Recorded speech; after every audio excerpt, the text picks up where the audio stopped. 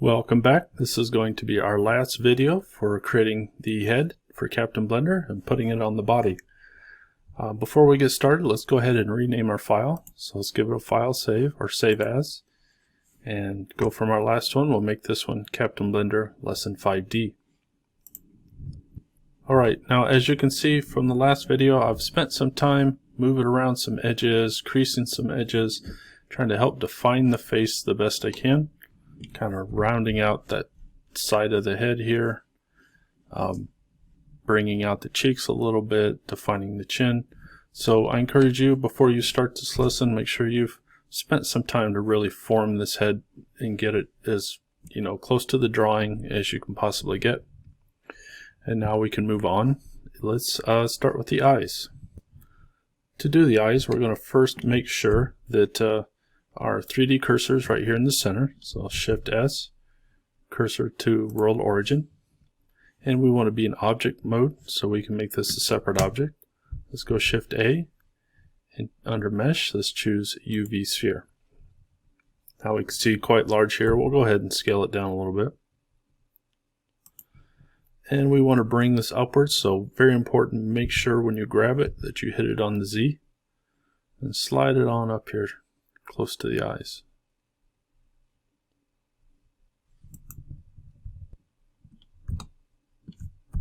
Okay, let's zoom on in here.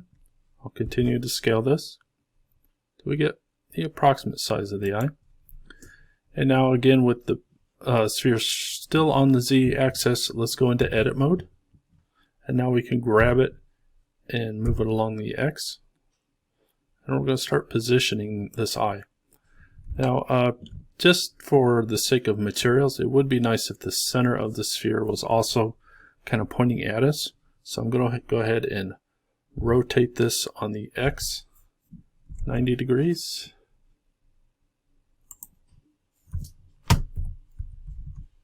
There it goes. So we can kind of use that as a visual reference for the center of the eye. Now you want to check this from the front and side view. You have to put this in wireframe. We can see it's back here quite a ways, so I'm going to grab it on the Y and bring it forward. Again, all of this movement's done in edit mode. This will be important when we put a mirror onto the sphere for the other side. So G then Z, you can slide it up and down, and G then Y to bring it forward or back. So we want to stick out from the head a little bit. We're going to have to form the eyelids around the eyeball. So it's a little hard to estimate the size of the eye. The eye is typically larger than you think it's going to be.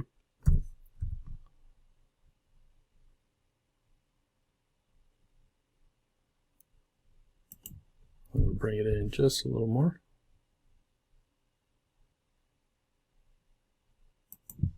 Alright, I think that'll do it. Alright, now that we have the eye positioned where we want to, let's switch back over to object mode. And we're going to select the head instead of the eye, and back to edit mode. So we've got this one placed pretty well. Oh, it looks like maybe I could come forward some. So let's jump back into object mode. This is definitely one of the more difficult parts, is getting these eyes in there just how you want them.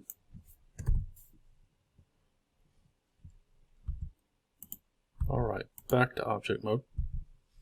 So now that we have the eye in there, we got to work on scaling and positioning these vertices so it kind of wraps around the eye. Now there is a little trick that'll help some, and that is to turn on snapping. So that's this little anchor up here, and we'll choose faces. Now I would suggest we hold Alt and get these loops, Alt and Shift here, so we can get more than one. Let's try those 3 loops first. And be prepared, this may act kind of wonky at first, so I'm going to grab it on the Y. And you can see as I pull in or out, it can act sort of weird because of that snapping. But we want to get it so that it's right on the eye, not busting through. From here I can scale Again, it may act a little weird to you. Here I'm going to use the larger loop. Try scaling that one.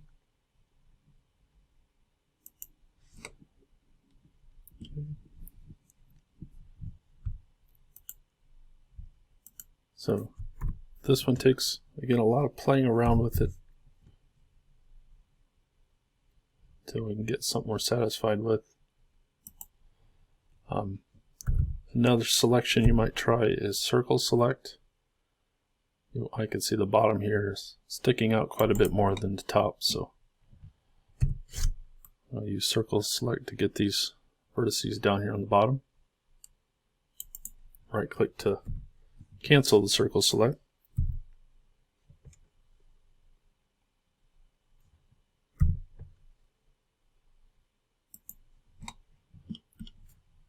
So again, play around with this quite a bit. Do the best you can to kind of move these onto the eyeball. You know, do as much as you can with the snapping on, and then if you need to, you can move some individual vertices without it. Show you one more thing, and then I will let you work on this part on your own. You can also scale on the Z if we want to give more of an almond shape. Scale on the X. Maybe I should grab more loops here.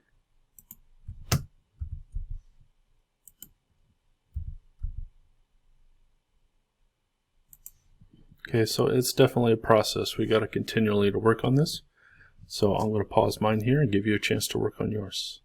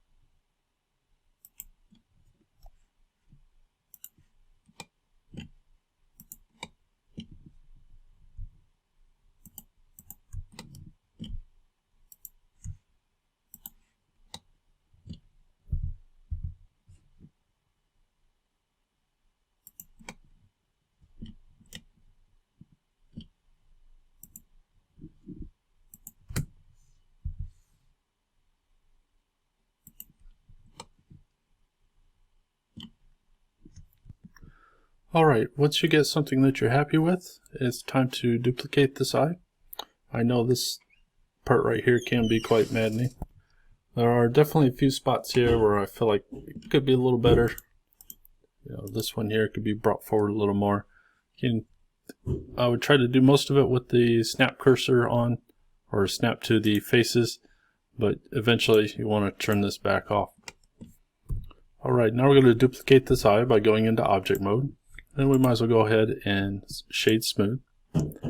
And so long as you never moved it off the Z, we should be good to just put it to the other side with a modifier. So let's add a mirror modifier.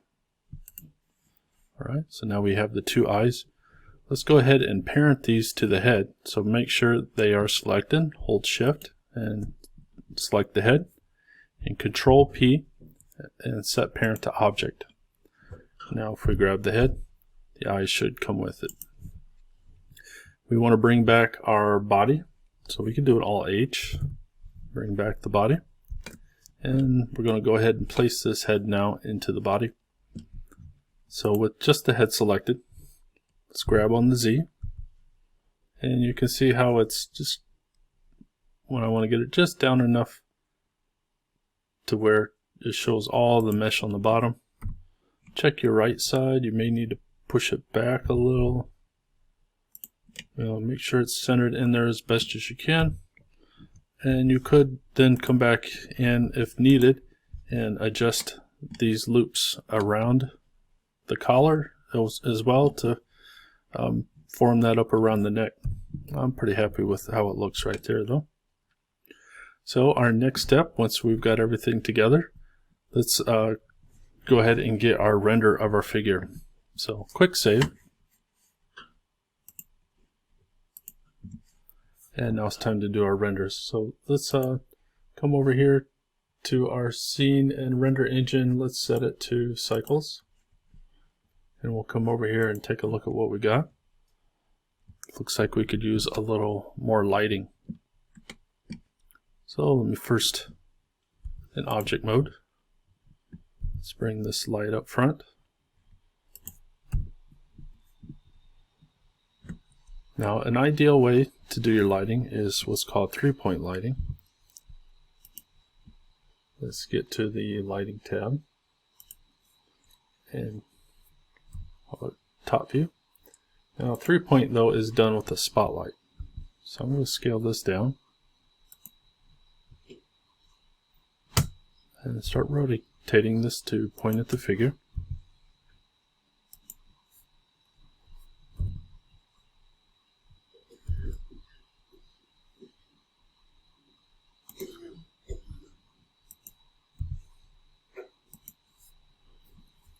Alright, and under my light, right now mine says 1000.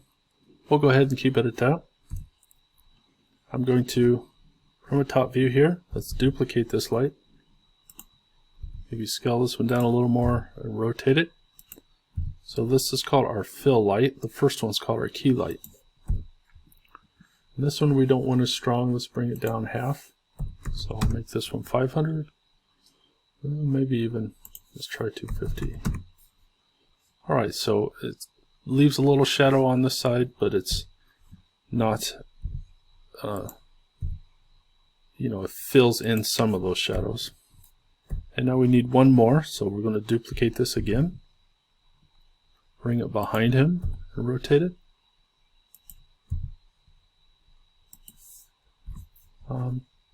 We want this one, I think, to be a little bit low.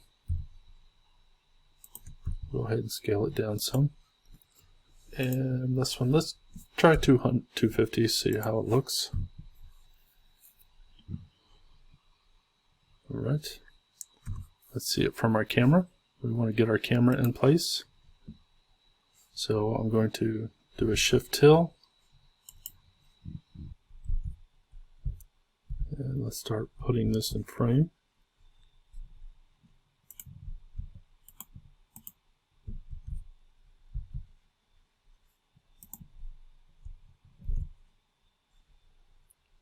This mouse doesn't quite want to cooperate. And let's try to get the entire, or at least most of the body into this frame. Alright. Put this back where we can see it. I'm not too happy with the lighting right now. It seems maybe a little too strong. So let's start with our main light, our key light. Let's bring this one down. Try 500. Let's bring this one down 125. And we can get our last light here.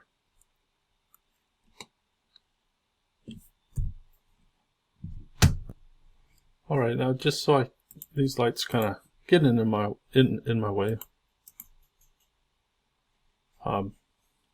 But let's take a look at this and see how it looks. So let's try render image.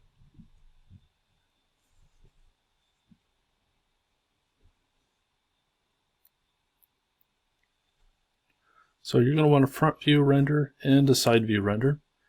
And again, these are renders, not screenshots this time, but we can go ahead and save them in PNG format. So after this one, I'll go ahead and move my camera around to the side. I won't demonstrate that. I think you guys know how to do that by now.